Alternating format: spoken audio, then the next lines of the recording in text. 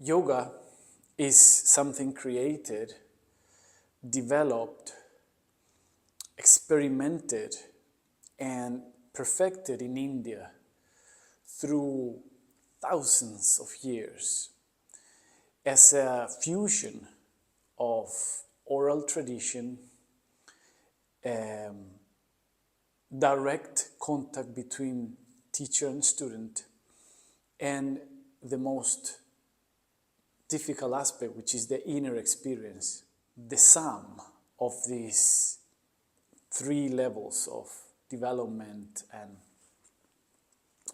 elaboration of the yogic system led into something that is very curated and part of a vision, part of a worldview that is, of course, from India, from the Hindu tradition. One might think, is it something that we can easily import and we can have the same effects? Can we have the same benefits from the practice as someone that is basically receiving this system within that worldview and there's no alteration? Answer to this is yes, we can get the benefits of yoga, but we have to do a process of integrating the worldview in order to make the system of this worldview actually work for us in the best way.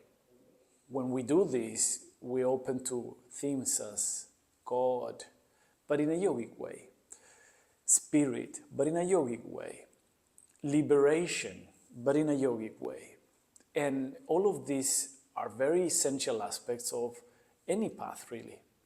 But the yogic way is very specific. It's very unique. And Carl Jung, has helped us to translate the experiences, not necessarily the concepts on a cultural level, but the experience on a psychological level. Everything is actually existing within our brain, our mind. Everything that we relate to is actually taking place in our head. Even if we see something from the outside as separate and distinct from us, this is just an illusion. Jung considered this mental hygiene. He spoke about the same thing that yogis been doing for thousands of years, but he called it mental hygiene. He said, everything that comes to our mind can be archetypical symbols, can be the shadow self, and so on. Everything belongs to the vastness of our own mind. We are the source of the mental construct that we live in.